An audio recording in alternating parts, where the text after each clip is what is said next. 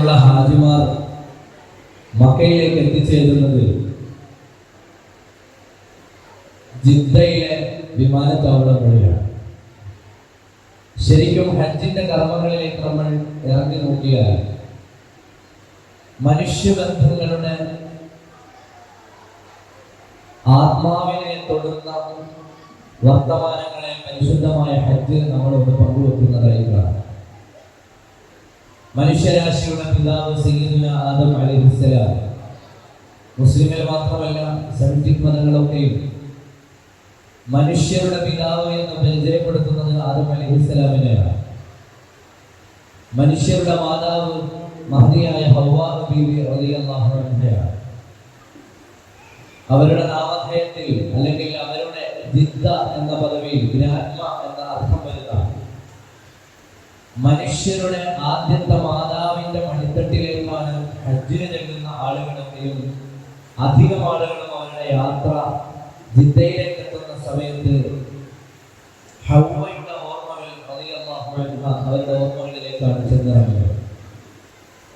ഹജ്ജിന്റെ കർമ്മങ്ങളിൽ അധികവും സയ്യിദുന ആദം അലൈഹിസ്സലാം അവരുടെ ജീവിതത്തെയും പിന്നീട് വന്ന സംസ്കാരങ്ങളുടെ പിതാവായ മഹാനായ സയ്യിദുന ഇബ്രാഹിം അലൈഹിസ്സലാമിന്റെ ജീവിതത്തെയും ചുറ്റിപ്പിണഞ്ഞു കിടക്കുന്നതായി കാണാം. മനുഷ്യന്റെ ബന്ധങ്ങളെ, നമ്മുടെ ഒക്കെയും പിതാവിനെ മാതാവിനെ ഇന്നാ ഖലഖനാകും മിൻ ദക്കറിൻ വ ഉൻസ വജഅൽനാകും ശുഊബൻ വ ഖബാഇല ലിതആറഫു ഇന്ന അക്രമകും ഇൻദല്ലാഹി അത്ഖാകും. നമ്മുടെ ഒക്കെയും ബന്ധങ്ങളുടെ ആമുഖത്തെ ഹജ്ജിലൂടെ ഓരോ കൊല്ലവും മനുഷ്യനെ അല്ലാഹു സുബ്ഹാനഹു വ തആല ഓർമ്മപ്പെടുത്തുകയാണ്.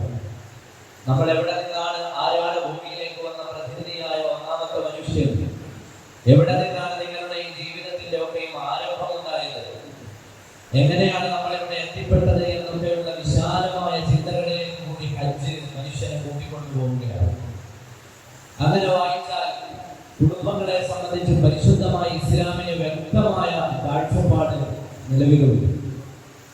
എങ്ങനെയാണ് കുടുംബം ഉണ്ടാകേണ്ടത് എന്നും അതുകൊണ്ട് ഇവിടെ എന്താണ് നേടിയെടുക്കേണ്ടത് എന്നും അതിന്റെ കൃത്യമായ ലക്ഷ്യങ്ങൾ എന്തായിരിക്കണമെന്നും പരിശുദ്ധമായ ഇസ്ലാം നമ്മെ പഠിപ്പിക്കുന്നു. ആ ലക്ഷ്യങ്ങളിൽ നിന്ന് വ്യതിചലിച്ചപ്പോഴാണ് പലപ്പോഴും നമ്മുടെ സമൂഹം വിവിധങ്ങളായ അപജയങ്ങളെ അഭിമുഖീകരിച്ചത്. ലഹരി ഉൾപ്പെടെയുള്ള ജീവിതത്തിന്റെ മൊറാലിറ്റി നഷ്ടപ്പെട്ടു പോകുന്ന സാഹചര്യങ്ങളെ ഒക്കെ നമ്മൾ പരിശോധിച്ചാൽ ജീവിതത്തിന്റെ അടിസ്ഥാനമായി നാം കണ്ടിരിക്കേണ്ട, ജീവിത വിജയങ്ങളുടെ അടിസ്ഥാനമായി പരിണമിക്കേണ്ട കുടുംബങ്ങളിൽ വന്ന തകർച്ചയെ നമുക്കതിൽ വളരെ നിർണായകമായ ഒരു സ്ഥാനത്ത് വായിക്കാൻ കഴിയും. കുടുംബ ബന്ധങ്ങൾ വളരെ വലുതായതുകൊണ്ടാണ് അന്താരാഷ്ട്ര കുടുംബ ദിനം എന്നൊരു ദിവസം UN വഹിക്കുന്നു. അന്താരാഷ്ട്ര കുടുംബ ദിനം എന്താണ്? അന്താരാഷ്ട്ര കുടുംബ ദിനം കുട്ടികൾ ആരെങ്കിലും അറിയോ? അന്താരാഷ്ട്ര കുടുംബ ദിനം അറിയോ? അന്താരാഷ്ട്ര കുടുംബ ദിനം ഈ മാസത്തിലായിരുന്നു. മെയ് 15 അന്താരാഷ്ട്ര കുടുംബ ദിനം. കുടുംബങ്ങളുടെ പ്രാധാന്യത്തെ ഓർമ്മപ്പെടുത്തുന്നതിന് വേണ്ടി, അത് നിലനിൽക്കേണ്ടതിന്റെ ആവശ്യകതയെ പഠിപ്പിച്ചുകൊണ്ട് അന്താരാഷ്ട്ര സമൂഹം കുടുംബദിനങ്ങൾ ആചരിക്കുകയാണ്. ഈ അടുത്ത കാലത്ത് ഒരു 10 കൊല്ലത്തിന്റെ ഇടയിൽ ലോകം കേട്ട ഏറ്റവും ശ്രദ്ധേയമായ പ്രസംഗം ചൈനയുടെ പ്രസിഡന്റ് 2023 നടത്തിയ ഒരു പ്രസംഗമാണ്. ചൈനയെ സംബന്ധിച്ച് നമുക്കറിയാം, നമ്മുടെ രാജ്യത്തെക്കാൾ സാങ്കേതിക വിദ്യ കൊണ്ട് ഒരുപാട് മുന്നിലെത്തിയിട്ടുള്ള, ലോകം വളരെയേറെ ശ്രദ്ധിക്കുന്ന ഒരു രാജ്യം. ആർട്ടിഫിഷ്യൽ മൂൺ ഡെവലപ്പ് ചെയ്തിട്ടുള്ള രാജ്യമാണ് ചൈന. നമ്മുടെയൊക്കെ നാടുകളിൽ ഒരു ചന്ദ്രനെയാണ് നമുക്ക് കാണാനുള്ളതെങ്കിൽ ആർട്ടിഫിഷ്യലായി മറ്റൊരു ചന്ദ്രനെ മനുഷ്യന്റെ ആവശ്യങ്ങൾക്കനുസരിച്ച് ഉപയോഗപ്പെടുത്താൻ പറ്റുന്ന വ്യത്യസ്തങ്ങളായ അത്തരം സാഹചര്യങ്ങളെ രൂപപ്പെടുത്തിയ രാജ്യമാണ് ചൈന. ആ ചൈനയുടെ പ്രസിഡന്റ് ലോകത്തോട് സംസാരിച്ച ഒരു സംസാരം കഴിഞ്ഞ 10 കൊല്ലത്തിന്റെ ഇടയിൽ ലോകത്ത് അമ്പരപ്പുണ്ടാക്കിയ പ്രസംഗങ്ങളിലൊന്നാണ്. വളരെയേറെ അത്ഭുതത്തോടു കൂടിയാണ് ലോകം ആ പ്രസംഗം കേട്ടിരുന്നത്.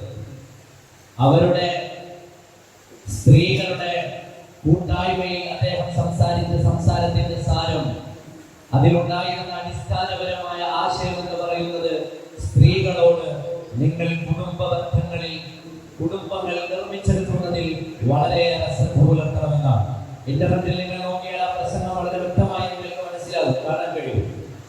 കുടുംബങ്ങൾ രൂപപ്പെടുത്തിയെടുക്കുന്നതിൽ, മക്കളെ പരിപാലിക്കുന്നതിൽ, ധാർമ്മികമായ ഉത്തരവാദിത്തങ്ങൾ നിറവേറ്റുന്നതിൽ നിങ്ങൾ വളരെയേറെ പ്രാധാന്യം കൊടുക്കണമെന്ന് ചൈനയുടെ പ്രസിഡന്റ് ആ നാട്ടിലെ വ്യത്യസ്തങ്ങളായ തൊഴിൽ മേഖലകളിൽ സ്ത്രീകൾ ഇടപെട്ടുകൊണ്ടിരിക്കുന്ന ഒരു നാടിന്റെ പ്രസിഡന്റ് ആ നാട്ടിലെ സ്ത്രീകളോട് പറയുകയാണ്. ബാക്കിയൊക്കെ നിങ്ങളൊന്ന് മാറ്റിവെച്ചേക്കും, കുടുംബങ്ങളെ രൂപപ്പെടുത്തിയെടുക്കുന്നതിൽ നിങ്ങളൊന്ന് ശ്രദ്ധിക്കൂ എന്ന് ചൈനയുടെ പ്രസിഡന്റ് നടത്തിയ സംഭാഷണം കഴിഞ്ഞ 10 കൊല്ലത്തിന്റെ ഇടയിലെ മർമ്മപ്രധാനമായ ലോകം ശ്രദ്ധിച്ച പ്രസംഗങ്ങളിലൊന്നാണ്.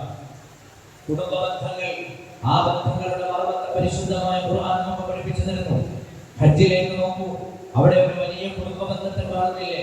സയ്യിദുനാ ഇബ്രാഹിം അലൈഹിസ്സലാം, അവരുടെ പത്നിയായ സയ്യിദത്തുനാ ഹാജർ റളിയല്ലാഹു അൻഹ, അവരുടെ മകനായ സയ്യിദുനാ നബിയുല്ലാഹി ഇസ്മാഈൽ അലൈഹിസ്സലാം, മറുഭാഗത്ത് മഹദിയായ സാറ റളിയല്ലാഹു അൻഹ, മറുഭാഗത്ത് സയ്യിദുനാ നബിയുല്ലാഹി ഇസ്ഹാഖ് അലൈഹിസ്സലാം, ഇവരെല്ലാം ചുറ്റിപ്പിണഞ്ഞു കിടക്കുന്ന ചരിത്രത്തിന്റെ വലിയ ഒരു പ്രൗഢമായ പശ്ചാത്തലത്തെ എല്ലാ കൊല്ലവും നമ്മുടെ കൽവിലേക്ക് ഓർമ്മപ്പെടുത്തിക്കൊണ്ടാണ് ഹജ്ജും പെരുന്നാളും ഒക്കെയും കടന്നു പോകുന്നത്. കുടുംബ ബന്ധങ്ങളെ കുറിച്ച് വളരെയേറെ ഗൗരവത്തോടെ ലോകം ചർച്ച ചെയ്യുന്നുണ്ട്. ആ കുടുംബ ബന്ധങ്ങളെ നമ്മുടെ നാടുകളിൽ, നമ്മുടെ വീടുകളിൽ, നമ്മുടെ സമൂഹങ്ങളിൽ കുടുംബ ബന്ധങ്ങൾ തകർന്ന് ശിഥിലമായി തരിപ്പണമായി മാറുന്ന ഒരു കാലത്താണ് നമ്മൾ ജീവിക്കുന്നത്. മഹല്ലിന്റെ പ്രസിഡന്റുമാർ പലരും എന്റെ ശബ്ദം കേൾക്കുന്നവരുണ്ടാകും.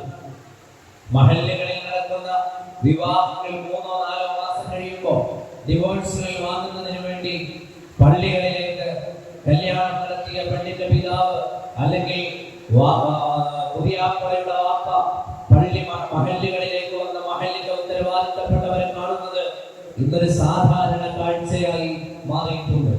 അതിന് വേറൊരു കാരണം കൂടിയുണ്ട്. കാരണം മറ്റൊന്നുമല്ല, കോടതി വഴിയിലൂടെയാണ് വിവാഹമോചനം തേടാൻ ഉദ്ദേശിക്കുന്നതെങ്കിൽ മിനിമം 6-7 കൊല്ലം ആവശ്യമായി വരും.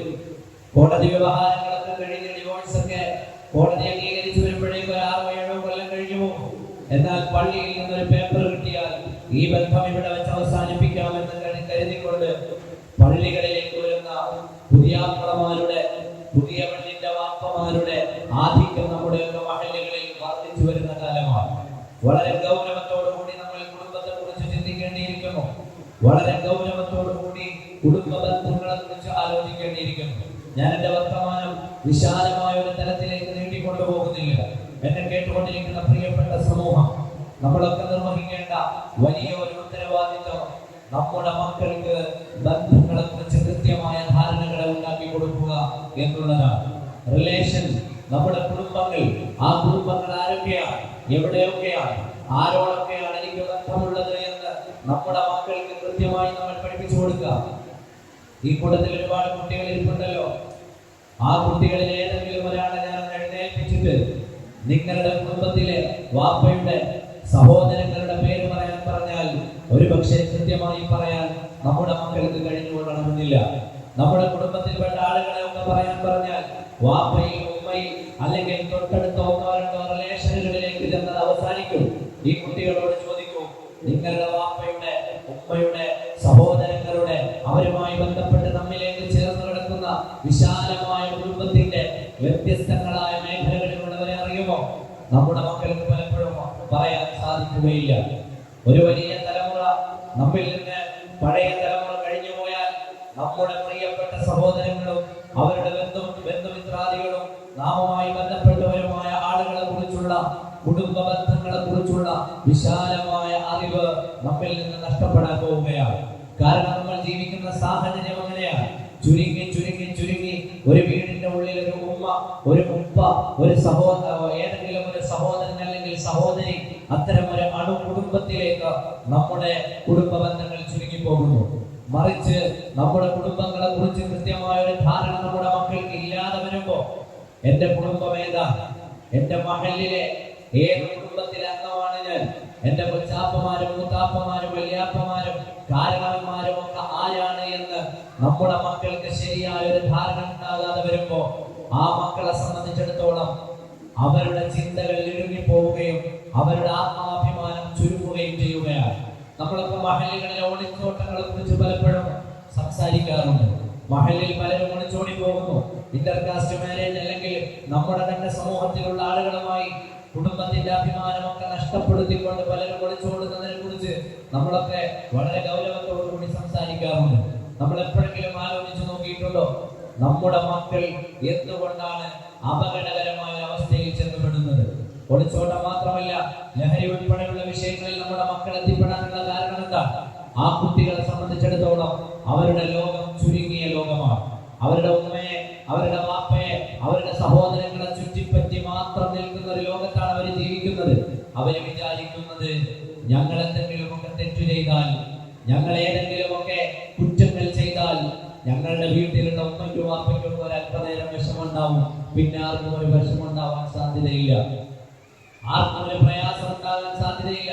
എന്റെ കുടുംബം ഏതാണെന്നോ, ഞാൻ ഏത് കുടുംബത്തിൽ അംഗമാണ്, എനിക്ക് എന്തെങ്കിലും ഒരു പോരായ്മ സംഭവിക്കുന്നതിലൂടെ എന്റെ കുടുംബത്തിന്റെ അഡ്രസ്, എന്റെ കുടുംബത്തിന്റെ അഭിമാനം നഷ്ടപ്പെട്ടു പോകും എന്ന ഭയം ആ കുട്ടിയിൽ ഇല്ലാതെ വരുമ്പോഴാണ്.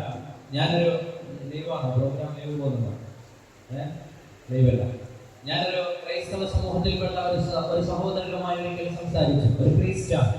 ഞങ്ങൾ യാത്ര ചെയ്യുന്നതിന്റെ ഇടയിൽ വളരെ കുറഞ്ഞ അംഗങ്ങളുള്ള ക്രൈസ്തവ സമൂഹത്തിലെ തന്നെ വളരെ കുറഞ്ഞ എന്താണ് അറിയുന്നത്? നമ്മുടെ ഈ മക്കൾക്ക് പലർക്കും നമ്മുടെ കുടുംബങ്ങളെ കുറിച്ച് കൃത്യമായ ഒരു ധാരണ ഉണ്ടാകണമെന്നില്ല. നമ്മുടെ മക്കൾക്ക് നമ്മുടെ കുടുംബങ്ങളെ കുറിച്ച് കൃത്യമായി നമ്മൾ പഠിപ്പിച്ചു കൊടുക്കുക. വാപ്പയാരാണ്, വാപ്പയുടെ വാപ്പയാരാണ്, സഹോദരങ്ങൾ ആരാണ്. നമുക്ക് ശരിയായ ഒരു ഫാമിലി ഡയറക്ടറി ഉണ്ടാവുക. ഫാമിലിയുമായി ബന്ധപ്പെട്ട് നമ്മുടെ കുടുംബങ്ങൾ എവിടെയൊക്കെയാണ് താമസിക്കുന്നത്, ആ കുടുംബങ്ങൾ, ബന്ധങ്ങൾ, ഇവയൊക്കെയും ചേർത്ത് വെക്കുന്ന, ആ ബന്ധങ്ങളെയൊക്കെയും അടയാളപ്പെടുത്തുന്ന ഒരു ചരിത്ര പാഠപുസ്തകവും അതുമായി ബന്ധപ്പെട്ട് നമ്മുടെ ബന്ധങ്ങളിലേക്ക് വിരൽ ചൂണ്ടുന്ന അടയാളങ്ങളൊക്കെ ശേഷിപ്പിക്കുന്ന ഒരു പുസ്തകം നമ്മുടെയൊക്കെ കുടുംബങ്ങളിൽ രൂപപ്പെടുത്തിയെടുക്കുക. നമുക്ക് ബന്ധങ്ങൾ അറിയില്ല എന്ന് മാത്രമല്ല, ഞാൻ എന്റെ സദസ്സിലിരിക്കുന്നവരോട് ചോദിക്കുകയാണ്, വാപ്പയുടെ വാപ്പ മരണപ്പെട്ട ഡേറ്റ് അറിയാവുന്ന എത്ര ചെറുമക്കൾ എന്റെ ശബ്ദം കേൾക്കുന്നുണ്ട്? അങ്ങനെ ആർക്കെങ്കിലും അറിയോ? വാപ്പയുടെ വാപ്പ മരിച്ച ഡേറ്റ് അറിയാവുന്ന ആരെങ്കിലും ഉണ്ടോ? വാപ്പയുടെ വാപ്പമാരെ ജീവിച്ചിരിക്കുന്നുണ്ടെങ്കിൽ അല്ലാഹു ആഫിയത്തും ദീർഘായുസ്സും നൽകുമാറാകട്ടെ. അറിയുന്ന ഏതെങ്കിലും ഒരു കുട്ടിയുണ്ടോ? വാപ്പയുടെ വാപ്പ മരിച്ചു പോയിട്ടുണ്ട്, ഡേറ്റ് അറിയുന്ന ആരെങ്കിലും അറിയാം? എന്താ മോന്റെ പേര്? മുഹമ്മദ് നിഹാൽ. മാഷാ അല്ലാഹ്. എന്താ പേര്? അല്ല, എവിടെ ഒപ്പം മരിച്ച ഡേറ്റ് എന്നാ? 2020. ആരാ മരിച്ച? വാപ്പയുടെ വാപ്പ. വാപ്പയുടെ വാപ്പ. അല്ലാഹു തആല മഗ്ഫിറത്ത് ചെയ്യുമാറാകട്ടെ. അനിഹാലിനെ പോലുള്ള ആളുകൾ വേറെ വാപ്പയുടെ വാപ്പ മരിച്ച വല്യാപ്പമാര് മരിച്ച ഡേറ്റ് അറിയുന്നവരാരാണ്? ആരാണ്? അതൊരു അപകട സൂചന കൂടിയാണ്. നിങ്ങളുടെ മക്കളുടെ മക്കൾക്ക് നിങ്ങൾ മരിച്ച തീയതി പോലും അറിയാൻ സാധ്യതയില്ലാത്തൊരു കാലത്തേക്ക് നിങ്ങൾ സഞ്ചരിക്കുകയാണ്. ഒറ്റപ്പെട്ട ഒന്നോ രണ്ടോ ആളുകളല്ലാതെ ആലോചിച്ചു, നിങ്ങളുടെ മക്കളുടെ മക്കളാകുമ്പോഴേക്ക് നിങ്ങൾ മരിച്ചുപോയ സമയം പോലും അറിയാനുള്ള ആരുമില്ല. നിങ്ങൾ എന്ന് മരിച്ചു, നിങ്ങൾ എന്ന് ആറടി മണ്ണിലേക്ക് മടങ്ങി എന്ന് പറയാൻ പോലും നിങ്ങളുടെ മക്കൾക്ക് കഴിയാതെ വരുന്ന, മക്കളുടെ മക്കൾക്ക് കഴിയാതെ വരുന്ന ഒരു സാഹചര്യത്തിലേക്ക്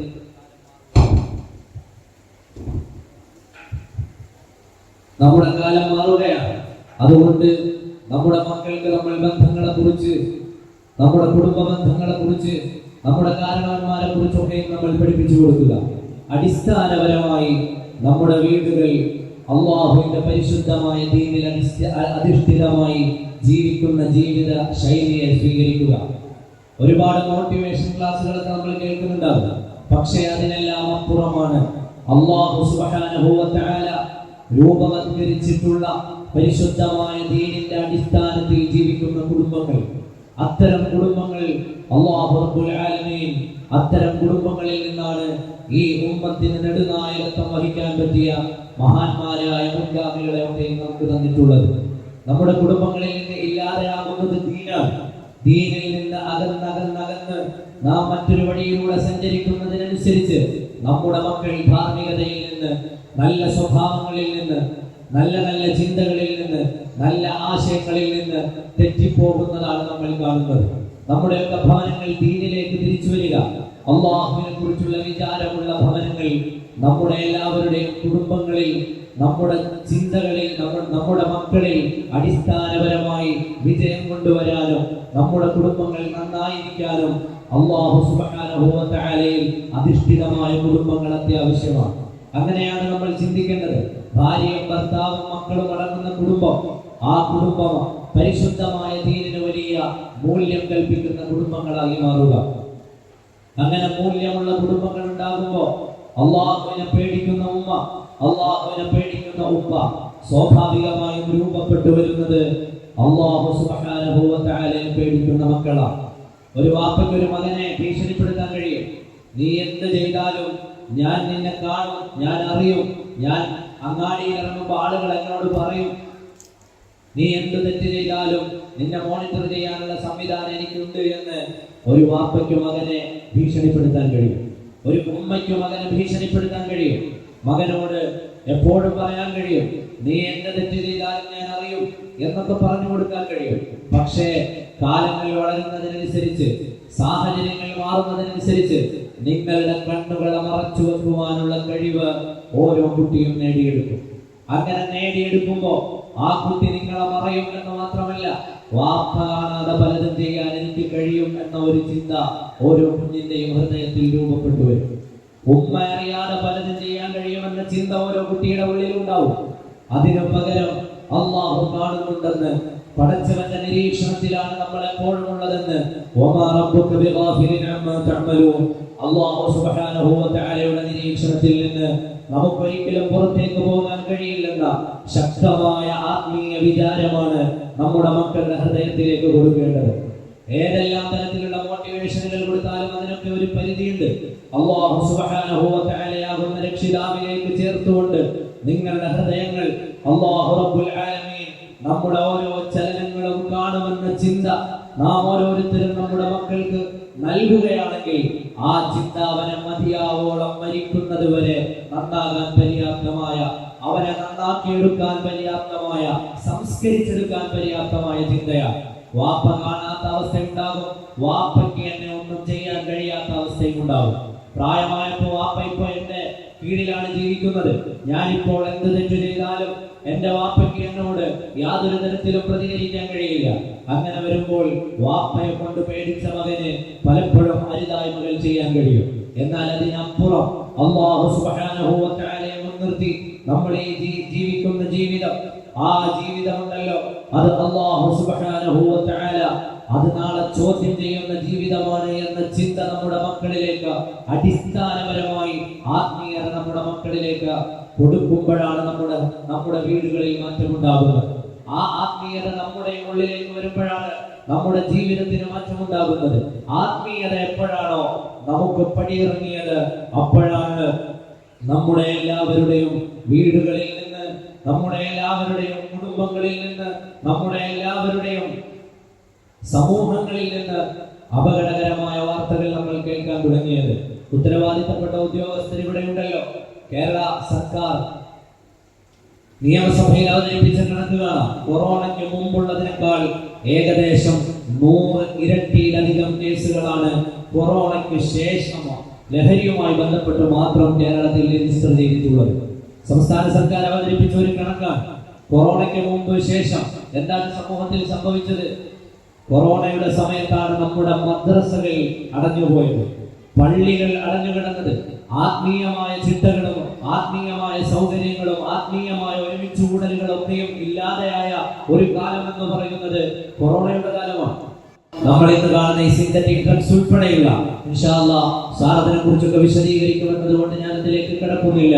അത്തരം വിഷയങ്ങളുടെ ഗൗരവപരമായ സാഹചര്യം നമ്മുടെ സമൂഹത്തിൽ ഉണ്ടായി വന്നത് കൊറോണയുമായി ബന്ധപ്പെട്ട് ആത്മീയമായ ചിന്തകൾ, പള്ളികൾ, മദ്രസകൾ, നമ്മുടെ ആത്മീയമായ ഒരുമിച്ച് കൂടലുകളൊക്കെയും ഇല്ലാതെയായപ്പോഴാണ്. അതുകൊണ്ട് ആത്മീയതയ്ക്ക് വലിയ പ്രാധാന്യമുണ്ട്. നമ്മുടെ മക്കളെ ആത്മീയമായി നമ്മൾ വളർത്തിയെടുക്കുക. പോസിറ്റീവ് സ്റ്റോക്കുകൾ നമ്മുടെ മക്കളുടെ ഹൃദയത്തിലേക്ക് നമ്മൾ കൊടുത്തുകൊണ്ടിരിക്കുക. മഹാനായ സ്വലാഹുദ്ദീൻ അയ്യൂബി റളിയല്ലാഹു അൻഹുവിന്റെ ചരിത്രത്തിൽ കാണാം, ഞാനൊരിക്കൽ എന്റെ കൂട്ടുകാരുടെ കൂടെ കളിച്ചുകൊണ്ടിരിക്കുകയായിരുന്നു. ആ സമയത്താണ് എന്റെ പിതാവ്, ബഹുമാനപ്പെട്ട സുൽത്താൻ സലാഹുദ്ദീൻ അയ്യൂബിയുടെ പിതാവിന് വലിയ ചരിത്രം പറയാനുള്ള ഒരു പിതാവാണ്. ബഹുമാനപ്പെട്ടവർ ഒരു കാലത്ത് ആ പ്രവിശ്യയുടെ ഗവർണറായിരുന്നു. ഒരുപാട് കാലം വിവാഹം ചെയ്തിട്ടില്ല. ഒരുപാട് കാലം വിവാഹം ചെയ്യാതെ ആ നാട്ടിലെ ഗവർണറായി ജീവിച്ചു. പരിസര പ്രദേശങ്ങളിലുള്ള രാജാക്കന്മാരുടെ, ഗവർണർമാരുടെ, വസീറുമാരുടെ ഒക്കെ മക്കളെ വിവാഹം ആലോചിച്ചു വന്ന ഉടനെ അദ്ദേഹം പറഞ്ഞൊരു മറുപടി, എനിക്ക് എന്റെ ഇണയെ കണ്ടെത്താൻ നിങ്ങൾ കുറച്ചുകൂടി സമയം തരണം. ഞാൻ എന്റെ ഇണയിൽ ആഗ്രഹിക്കുന്നത് ഒരു മന്ത്രിയുടെ മകൾ, അല്ലെങ്കിൽ ഒരു ഗവർണറുടെ മകൾ, ഒരു രാജാവിന്റെ മകൾ ഒന്നും ആകണമെന്നല്ല. ഞാൻ എന്റെ ഇണയിൽ ഏറ്റവും മികച്ച ക്വാളിറ്റിയായി കാണുന്നത് പരിശുദ്ധമായ ദീനാണ്. ആ ദീൻ മുറുകെ പിടിച്ചു നടക്കുന്ന ഒരു സ്ത്രീയെ കണ്ടാൽ ഞാൻ വിവാഹം ചെയ്തു കൊള്ളാം. ഗവർണറായിരുന്ന സുൽത്താൻ സലാഹുദ്ദീൻ അയ്യൂബിയുടെ പിതാവ് കുറെ നാളുകൾക്ക് ശേഷം അദ്ദേഹത്തിന്റെ സഹോദരനെ സന്ദർശിക്കാൻ വേണ്ടി ചെല്ലുന്നു. ആ സമയത്ത് ആ നാട്ടിലെ ഖാദിയായ മനുഷ്യൻ ഒരു വിഷയത്തിൽ തീർപ്പ് പറയുകയാണ്. ഖാദി ഇരുന്നൊരു വിഷയത്തിൽ തീർപ്പ് പറയുകയാണ്. തീർപ്പ് പറഞ്ഞ ഉടനെ പർദ്ദ ധരിച്ചുകൊണ്ടൊരു സ്ത്രീ ആ ഖാദിയുടെ അരികിലേക്ക് വന്നു.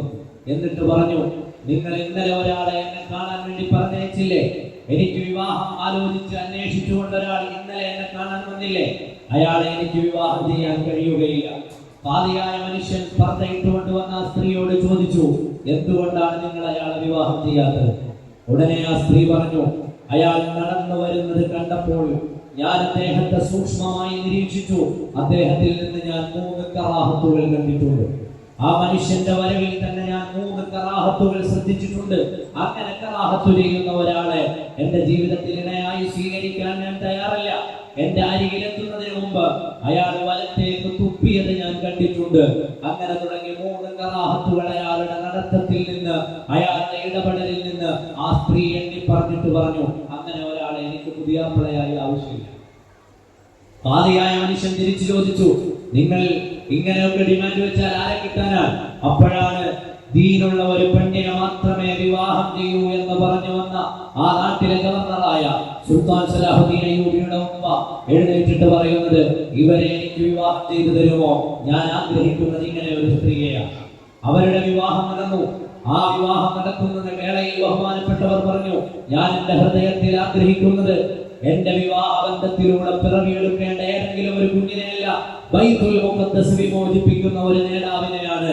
ഞാൻ അതുകൊണ്ടാണ് ഇത്രയും കാലം കല്യാണം കഴിക്കാതെ. അങ്ങനെ ആ വിവാഹ ബന്ധത്തിൽ പിറന്ന മോനാണ് ബൈത്തുൽ മുഖദ്ദസിനെ വിമോചിപ്പിച്ച മഹാനായ സുൽത്താൻ സലാഹുദ്ദീൻ. പറയുകയാണ്, ഞാൻ ഇങ്ങനെ എന്റെ കൂട്ടുകാരോടൊപ്പം കളിച്ചുകൊണ്ടിരിക്കെ എന്റെ പിതാവ് ദൂരെ നിന്നുകൊണ്ട് എന്റെ കളി വീക്ഷിച്ചു. അവസാനം എന്നെ അടുക്കലേക്ക് വിളിച്ചിട്ട് പറഞ്ഞു, നിന്നെ ഞാൻ ഈ ഭൂമി ലോകത്തേക്ക് ജന്മം തരുമ്പോൾ എന്റെ ഹൃദയത്തിൽ ഒരു വലിയ ചിന്തയുണ്ടായിരുന്നു, സലാഹുദ്ദീൻ, നിനക്കു ഞാൻ ജന്മം തന്നത് ബൈത്തുൽ മുഖദ്ദസിനെ മോചിപ്പിക്കാനാണ്. നിന്നെ കൊണ്ടത് കഴിയും. നിന്റെ കൂടെയുള്ളവരെയൊക്കെ നീ നയിക്കുന്നത് ഞാൻ ദൂരെ നിന്ന് നോക്കി നിൽക്കുകയായിരുന്നു. എത്ര മനോഹരമായിട്ടാണ് നീ ആ ടീമിനെ കോർഡിനേറ്റ് ചെയ്തത്.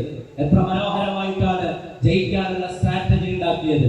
ദൂരെ നിന്ന് മകന്റെ കളി കണ്ട ഒരു പിതാവ് ആ മകന്റെ കഴിവിനെ എങ്ങനെ അടുത്ത തലത്തിലേക്ക് കൊണ്ടുപോകാമെന്ന് ആലോചിക്കുകയാണ്. അതുകൊണ്ട് ഒരു സൈന്യത്തെ രൂപപ്പെടുത്തിയെടുത്ത് ബൈത്തുൽ മുഖദ്ദസിനെ മോചിപ്പിക്കുന്ന ഒരു നാൾ സലാഹുദ്ദീൻ നിനക്കുണ്ടാവുക തന്നെ ചെയ്യും. മഹാനായ സലാഹുദ്ദീൻ അയ്യൂബി റളിയല്ലാഹു അൻഹു പറഞ്ഞു, എന്റെ വാപ്പയുടെ വാക്ക് എന്റെ ഉള്ളിൽ കിടന്ന വാക്കാണ്, എന്റെ ഹൃദയത്തിൽ ഉണ്ടായിരുന്ന വാക്കാണ്. പ്രിയപ്പെട്ട ഉമ്മമാർ, സഹോദരിമാർ, ഉപ്പമാർ, നമ്മുടെ മക്കൾക്ക് നിരന്തരമായി പോസിറ്റീവ് സ്ട്രോക്കുകൾ കൊടുത്തുകൊണ്ടേയിരിക്കുക. ഇസ്ലാമിന്റെ ഒരു ശൈലി എങ്ങനെയാണ്? പരിശുദ്ധ ഖുർആൻ പറയുന്നു, സയ്യിദുനാ ലുഖ്മാൻ റളിയല്ലാഹു അൻഹുവിന്റെ ഉപദേശങ്ങളിലെ യാ ബുനയ്യ യാ ബുനയ്യ യാ ബുനയ്യ, ഓ കുഞ്ഞുമോനെ, ഓ കുഞ്ഞുമോനെ എന്ന് വിളിച്ചുകൊണ്ടാണ് ബഹുമാനപ്പെട്ട സയ്യിദുനാ ലുഖ്മാൻ ഹക്കീം റളിയല്ലാഹു അൻഹു മകനെ ഉപദേശിക്കുന്നത്. തിരിച്ചു വാപ്പയെ വിളിക്കുന്ന ഒരു വിളിയുണ്ട് സൂറത്ത് യൂസുഫിൽ, യാ അബതി, ഓ പ്രിയപ്പെട്ട ഉപ്പ എന്ന് വിളിച്ചുകൊണ്ടാണ് സയ്യിദുനാ യൂസുഫ് അലൈഹിസ്സലാം പിതാവിനെ സമീപിക്കുകയും തന്റെ കാര്യങ്ങൾ പറയുകയും ചെയ്യുന്നത്. ഈ ഒരു ആത്മബന്ധം മക്കളുടെ, മാതാക്കളുടെ, പിതാക്കളുടെ ഇടയിൽ രൂപപ്പെട്ടു വരേണ്ട ഒരു കാലത്താണ് നമ്മൾ ഉണ്ടാകേണ്ടത്. ഖുർആൻ വ്യക്തമായി പഠിപ്പിച്ചു തരാണ്. നമ്മുടെ മക്കളെ ഉപദേശിക്കണം, വേണ്ട നേരത്ത് ശിക്ഷിക്കണം, വേണ്ട നേരത്ത് ഉപദേശങ്ങൾ കൊടുക്കണം, നിർദ്ദേശങ്ങൾ കൊടുക്കണം. പുതിയ കാലത്തിന്റെ ഒരു ശൈലി, കുട്ടികളെ നിങ്ങൾ കൂടുതൽ ശിക്ഷിക്കാൻ പാടില്ല, അല്ലെങ്കിൽ ഉപദേശിക്കാൻ പാടില്ല എന്നൊക്കെയുള്ള ശൈലിയാണ്. ആ ശൈലി തീർത്തും തെറ്റാണ് എന്നാണ് നമ്മുടെ സാമൂഹിക വർത്തമാനങ്ങളൊക്കെ നമ്മളോട് പറയുന്നത്. ആവശ്യമായ സമയത്ത് ഉപദേശിക്കുക, ദേഷ്യം ആവശ്യമാകുമ്പോൾ ദേഷ്യപ്പെടുക, ശിക്ഷണം വേണ്ട സമയത്ത് ശിക്ഷിക്കുക. ഇതൊക്കെയും നമ്മുടെയൊക്കെ ജീവിതത്തിൽ അത്യാവശ്യമായ കാര്യങ്ങളാണ്. നമ്മുടെ പ്രിയപ്പെട്ട പിതാവിനോട്, പ്രിയപ്പെട്ട വാപ്പമാരുടെ ശബ്ദം കേൾക്കുന്നുവെങ്കിൽ നമ്മുടെ മക്കൾക്ക് എന്തും തുറന്നു പറയാൻ പറ്റുന്ന ഒരു വാപ്പയായി നമ്മൾ മാറണം. പ്രിയപ്പെട്ട ഉപ്പ, യാ അബതി. അല്ലാഹു സുബ്ഹാനഹു വ തആലയുടെ പ്രവാചകർ മഹാനായ സയ്യിദുനാ യൂസുഫ് അലൈഹിസ്സലാമിന്റെ വിളി എത്ര മനോഹരമായ വിളിയാണ്. എന്തും നമ്മുടെ കുഞ്ഞുമക്കൾക്ക് നമ്മളോട് തുറന്നു പറയാൻ പറ്റണം, ഉമ്മമാരോട് തുറന്നു പറയാൻ പറ്റണം. ആലുവയിൽ 2 ദിവസം മുമ്പ് വെള്ളത്തിലേക്ക് എറിഞ്ഞ് കൊന്നുകളഞ്ഞ ഒരു കുഞ്ഞുമോളുടെ ചിത്രം നമ്മുടെയൊക്കെ ഹൃദയത്തിൽ ഉണ്ടാവും. അമ്മ വലിച്ചെറിഞ്ഞ് കൊന്നുകളഞ്ഞ ഒരു കുഞ്ഞുമോളുടെ ചിത്രം നമ്മുടെയൊക്കെ ഫോണിലേക്ക് വാർത്തകളായി വന്നിട്ടുണ്ടാവും. അതിന്റെ അനുബന്ധമായി നമ്മൾ വായിച്ച ഒരു വാർത്ത കൂടിയില്ലേ? ആ കുടുംബത്തിലെ ഒരാൾ ആ കുഞ്ഞിനെ 2.5 വയസ്സ് മുതൽ പീഡിപ്പിക്കുകയായിരുന്നു. 2.5 വയസ്സ് മുതൽ പീഡനങ്ങൾ നേരിട്ട കുഞ്ഞ്, ആ കുട്ടിയുടെ ശരീരം പോസ്റ്റ്മോർട്ടം ചെയ്യുന്ന നേരത്ത് പീഡനത്തിനിരയായി എന്ന വാർത്ത കേട്ട് നമ്മളൊക്കെ ഞെട്ടിയിട്ടില്ലേ? പ്രിയപ്പെട്ട സഹോദരങ്ങളെ, ആലോചിച്ച് നോക്കൂ. ആ കുട്ടിക്ക് എന്തുകൊണ്ടായിരിക്കാം അവരുടെ അമ്മയോടോ അല്ലെങ്കിൽ അച്ഛന്റെ അമ്മയോടോ അല്ലെങ്കിൽ അമ്മയുടെ അമ്മയോടോ തുറന്നു പറയാൻ കഴിയാതെ പോയത്? ആ കുഞ്ഞിന് എന്തുകൊണ്ടായിരിക്കാം അതിന്റെ വിഷമങ്ങൾ പങ്കുവെക്കാൻ ഒരാളില്ലാതെ പോയത്? അതൊരു കുഞ്ഞിന്റെ മാത്രം കഥയല്ല. നമ്മുടെയൊക്കെ വീടുകളിലെ കുഞ്ഞുമക്കളുണ്ട്. അവരുടെ ഹൃദയങ്ങളിൽ ഒരുപാട് നൊമ്പരങ്ങളുണ്ട്, അവരുടെ ഹൃദയങ്ങളിൽ ഒരുപാട് പ്രയാസങ്ങളുണ്ട്. അതൊക്കെ തുറന്നു പറയാൻ പറ്റുന്ന ഒരു മാതാവായി, ഒരു പിതാവായി നമ്മൾ മാറുമ്പോഴാണ് ശരിയായി നമ്മുടെ മക്കളെ രൂപപ്പെടുത്തുന്നതിലേക്ക്, അവരെ കൊണ്ട് നാം ഉദ്ദേശിക്കുന്ന ലക്ഷ്യങ്ങൾ നേടുന്നതിലേക്ക് നമ്മൾ എത്തുക. അല്ലാതെ നമ്മുടെ മക്കൾ അവർ പോകുന്നു, വരുന്നു, പഠിക്കുന്നു, അറിയുന്നു, അങ്ങനെയല്ല. തുറന്ന് സംസാരിക്കുവാനുള്ള അവസരങ്ങൾ നമ്മുടെ ജീവിതത്തിൽ വേണം. ചില മൂല്യങ്ങളെ മാത്രം പങ്കുവെച്ച് ഞാൻ എന്റെ വർത്തമാനം അവസാനിപ്പിക്കുകയാണ്. ഹബീബായ നബി സല്ലല്ലാഹു അലൈഹി വസല്ലം തങ്ങളുടെ മനോഹരമായ ജീവിതത്തെ ഖുർആൻ പറയുന്നുണ്ട്. ഫബിമാ റഹ്മത്തിൻ മിനല്ലാഹി ലിൻത ലഹു വലൗ കുൻത ഫദ്ദൻ ഗലീദൽ ഖൽബ് ലം ഫദ്ദു മിൻ ഹൗലിക ഫഅഫു അൻഹും വസ്ഫഹ് ലഹും വശാവിറുഹും ഫിൽ അംരി വതവക്കൽ അലല്ലാഹ്. പരിശുദ്ധമായ ഖുർആൻ ഹബീബായ നബി സല്ലല്ലാഹു അലൈഹി വസല്ലം തങ്ങളുടെ ഉജ്ജ്വലമായ സ്വഭാവത്തിന്റെ മഹിതമായ ദർശനങ്ങൾ കടിവരയിടുകയാണ്. നബി സല്ലല്ലാഹു അലൈഹി വസല്ലം തങ്ങളോട് ചേർന്ന് ആ സമൂഹമൊക്കെ ചേർന്ന് നിൽക്കാനുള്ള കാരണം അവിടുത്തെ ഭാര്യമാർ, അവിടുത്തെ പ്രിയപ്പെട്ട സ്വഹാബുകൾ, അവരൊക്കെ നബി തങ്ങളോട് ചേർന്ന് നിന്നത് എന്തുകൊണ്ടാണ്? അവിടുത്തെ ഹൃദയം വളരെ നൈർമല്യമുള്ള ഹൃദയത്തിന്റെ ഉടമയായിരുന്നു സയ്യിദുനാ മുഹമ്മദ് റസൂലുള്ളാഹി സ്വല്ലല്ലാഹു അലൈഹി വസല്ലം. നമ്മുടെ എല്ലാവരുടെയും ഹൃദയങ്ങൾ നൈർമല്യമുള്ള ഹൃദയങ്ങളാവുക. നമ്മുടെ മക്കളോട്, ഭാര്യയോട്, നമ്മുടെ കുടുംബത്തോട് ഏറ്റവും നിർമ്മലതയുള്ള ഹൃദയങ്ങളുടെ ഉടമകളാകാൻ നമ്മൾ ശ്രമിക്കുക. സാധാരണ ചില ആളുകളുണ്ട്, അവരെ നാട്ടിലുള്ള ആളുകളോടൊക്കെ നല്ല രീതിയിൽ പെരുമാറും. കുടുംബത്തിന്റെ ഉള്ളിലെത്തിയാൽ ആ മനുഷ്യരുടെ സ്വഭാവം വേറെന്തോ ആയി മാറുന്ന ചില ആളുകളുണ്ട്. അല്ലാഹു തആല നമ്മയൊക്കെ കാത്തുരക്ഷിക്കുമാറാകട്ടെ. ഇവിടെ അങ്ങനെയുള്ള ആളുകളില്ലാന്ന് തോന്നുന്നു. അല്ലാഹു കാത്തുരക്ഷിക്കുമാറാകട്ടെ. അപ്പോ വീട്ടിലെത്തിയാൽ നമ്മുടെ സ്വഭാവത്തിന് മാറ്റം വരും. സമൂഹത്തിന്റെ ഇടയിൽ ഇറങ്ങുമ്പോൾ ഏറ്റവും ബെൽറ്റായി പെരുമാറുന്നയാൾ, എന്നാൽ വീട്ടിലെത്തിയാൽ നമ്മുടെ സ്വരം മാറി, സ്വഭാവം മാറി, ഹൃദയത്തിന്റെ നൈർമല്യം നഷ്ടമായി. അങ്ങനെ ഒരു ശൈലിയാണ് സ്വീകരിക്കുന്നതെങ്കിൽ നമ്മിൽ നിന്ന് അകലാനാണ് നമ്മുടെ മക്കൾ ശ്രമിക്കുക. നമ്മിൽ നിന്ന് അകലാനാണ് ഭാര്യമാർ ശ്രമിക്കുക. ഇത് ഭർത്താക്കന്മാർക്ക് മാത്രമുള്ളതല്ല, ഭാര്യമാരും മനസ്സിലാക്കുക. നമ്മുടെ ഭർത്താവിനോട് ഏറ്റവും നിർമ്മലമായ സ്വഭാവത്തോടു കൂടി പെരുമാറുക. ഏറ്റവും നല്ല സ്വഭാവം സയ്യിദത്തുനാ ബീവി ആയിഷ റളിയല്ലാഹു അൻഹയോട് ചോദിച്ചു. ഹബീബ് മുഹമ്മദ് റസൂലുള്ളാഹി സ്വല്ലല്ലാഹു അലൈഹി വസല്ലം തങ്ങൾ വീട്ടിലേക്ക് വരുമ്പോൾ എങ്ങനെയായിരുന്നു? പ്രവാചകർ എന്ന വലിയ ഉത്തരവാദിത്വം വഹിക്കുന്നു, മദീനയുടെ ജുഡീഷ്യറി പദവികൾ വഹിക്കുന്നു, സൈന്യാധിപനായിരിക്കുന്നു. മഹാനായ നബി സല്ലല്ലാഹു അലൈഹി വസല്ലം ഖിയാമത്ത് നാൾ വരെയുള്ള മനുഷ്യർക്ക് ആവശ്യമായ ജീവിതത്തെ ചിട്ടപ്പെടുത്തുന്നു. ഈ ഉത്തരവാദിത്തങ്ങളുടെ ഇടയിലെല്ലാം ജീവിക്കുന്ന ഒരു മനുഷ്യൻ വീട്ടിലേക്ക് വരുമ്പോൾ എങ്ങനെയാണ് എന്ന ചോദ്യത്തിന് ആയിഷ ബീവി റളിയല്ലാഹു അൻഹ പറഞ്ഞ മനോഹരമായ ഒരു ഉത്തരമുണ്ട്. ഹബീബായ നബി സല്ലല്ലാഹു അലൈഹി വസല്ലം തങ്ങൾക്ക് ഉത്തരവാദിത്തങ്ങളുണ്ട്, പക്ഷേ വീട്ടിലേക്ക് വരുന്നത് ബസ്സാമൻ ലഹാക, ചിരിച്ചുകൊണ്ടാണ്, പുഞ്ചിരിച്ചുകൊണ്ടാണ് പ്രവാചകർ സല്ലല്ലാഹു അലൈഹി വസല്ലം വീട്ടിലേക്ക് വരിക എന്ന് മഹദിയായ ആയിഷ ബീവി റളിയല്ലാഹു അൻഹ ഹബീബായ നബി സല്ലല്ലാഹു അലൈഹി വസല്ലം തങ്ങളുടെ കുടുംബ ജീവിതത്തെ നമുക്ക് പരിചയപ്പെടുത്തുകയാണ്. അല്ലാഹുവിന്റെ റസൂലിന്റെ ഹൃദയത്തിന്റെ നിർമ്മലത, വളരെ നൈർമല്യമുള്ള ഹൃദയത്തിന്റെ ഉടമകളാവുക. നല്ല സംസാര ഭാഷയിൽ നമ്മുടെ കുടുംബങ്ങളെ അഡ്രസ് ചെയ്യുക. ഞാൻ എന്റെ വർത്തമാനം ചുരുക്കുകയാണ്. പ്രിയപ്പെട്ട സഹോദരങ്ങളെ, പരിശുദ്ധമായ ഖുർആൻ നമുക്ക് പറഞ്ഞു തരുന്നുണ്ട്, കുടുംബമായി ജീവിക്കുന്നതിന്റെ ഇടയിൽ അല്ലാഹുവിന്റെ റസൂൽ സല്ലല്ലാഹു അലൈഹി വസല്ലം തങ്ങൾ അനുവർത്തിച്ച ശൈലികൾ, അല്ലാഹുവിന്റെ പ്രവാചകർ അനുവർത്തിച്ച ശൈലികൾ. ഫബിമാ റഹ്മത്തിൻ മിനല്ലാഹി ലിൻത ലഹും വലൗ കുൻത ഫളൻ ഗലീദൽ ഖൽബി ലം ഫളു മിൻ ഹൗലി ഫഅഫു അൻഹും.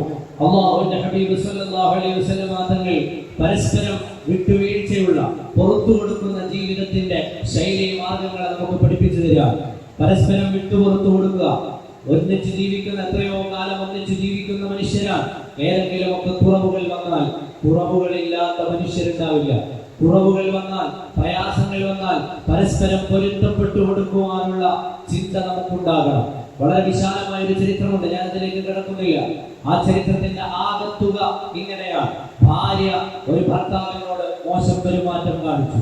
ആ സമയത്ത് ആ ഭർത്താവ് ഭാര്യയോട് ദേഷ്യപ്പെടാൻ ഒരുങ്ങിയപ്പോ അയാൾ കൽബ് കൊണ്ട് ചിന്തിച്ചു, അല്ലാഹുവേ, ഒരു തവണ എന്റെ ഭാര്യ, എന്റെ ചെലവിൽ ജീവിക്കുന്ന എന്റെ പ്രിയപ്പെട്ടവൾ എന്നോട് മോശം പ്രവർത്തിച്ചപ്പോ എനിക്ക് ഇത്രയേറെ ദേഷ്യം വന്നിട്ടുണ്ടല്ലോ. പടച്ചവനെ, നിന്റെ കാരുണ്യത്തിൽ ജീവിക്കുന്ന ഞാൻ നിന്നോട് എത്രമാത്രം തെറ്റു ചെയ്തു പോയിട്ടുണ്ട്. അപ്പോഴൊക്കെ നീ എന്നോട് ദേഷ്യം കാണിച്ചിരുന്നെങ്കിലോ. ഒറ്റ ചിന്ത കൊണ്ട് ആ മനുഷ്യൻ സ്വർഗത്തിലെത്തിയെന്നാണ്. അതുകൊണ്ട് പ്രിയപ്പെട്ട ഭർത്താക്കന്മാർ, ഭാര്യമാർ, നമ്മുടെ സഹധർമ്മിണികളുടെ, നമ്മുടെ പ്രിയപ്പെട്ട നമ്മോടൊപ്പം ജീവിക്കുന്നവരുടെ മോശമായ പ്രവർത്തനങ്ങളിൽ, പെരുമാറ്റങ്ങളിൽ ക്ഷമയുള്ളവരാവുക. പരസ്പരം വിട്ടുപുറത്തു മാപ്പാക്കി കൊടുക്കുവാനുള്ള ഹൃദയ വിശാലത നമുക്കുണ്ടാവുക. അതിലൂടെ അല്ലാഹു തആല നമുക്ക് പുറത്തു തരും എന്ന ചിന്ത നമ്മുടെ കൽവിലുണ്ടാകണം. വശാബിറുഹും ഫിൽ അംർ, കാര്യങ്ങളെ പരസ്പരം ചർച്ച ചെയ്ത് തീരുമാനിക്കുക. ജീവിതത്തിൽ തീരുമാനങ്ങൾ എടുക്കുമ്പോൾ നല്ല തീരുമാനങ്ങൾക്ക് കൂട്ടായിരുന്ന് ആലോചിച്ച് തീരുമാനങ്ങൾ എടുക്കുന്ന ശൈലി നമ്മുടെ വീടുകളിൽ രൂപപ്പെടുത്തിയെടുക്കുക. പ്രിയപ്പെട്ട സഹോദരങ്ങളെ, നമ്മുടെ വീടുകളിൽ ഭർത്താവും ഭാര്യയും മക്കളും ഒക്കെ ഒന്നിച്ചിരുന്ന് വർത്തമാനം പറയുന്ന സാഹചര്യങ്ങൾ നഷ്ടമായ കാലമാണ്.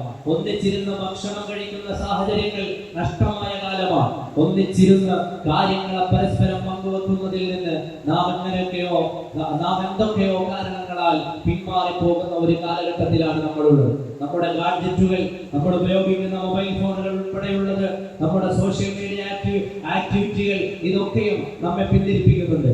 ഒരു മകൻ ഉമ്മയുടെ മുഖത്ത് നോക്കുന്നതിനേക്കാൾ കൂടുതൽ മൊബൈൽ ഫോണിലേക്ക് നോക്കുന്ന കാലത്താണ് നമ്മളുള്ളത്. ഒരു ഉമ്മ മക്കളുടെ മുഖത്തേക്ക് നോക്കുന്നതിനേക്കാൾ കൂടുതൽ റീൽസുകൾ കാണുന്ന കാലത്താണ് നമ്മളുള്ളത്. ഒരു വാപ്പ സ്വന്തം മക്കളെയോ ഭാര്യയോ കാണുന്നതിന് പകരം അധികമായി മൊബൈൽ ഫോണുകളിൽ അഡിക്റ്റായി മാറിയ കാലത്താണ് നമ്മളുള്ളത്. ലഹരിയെ കുറിച്ച് ഗൗരവപൂർണമായ ഒരു ചർച്ച വരാനിരിക്കുന്നു.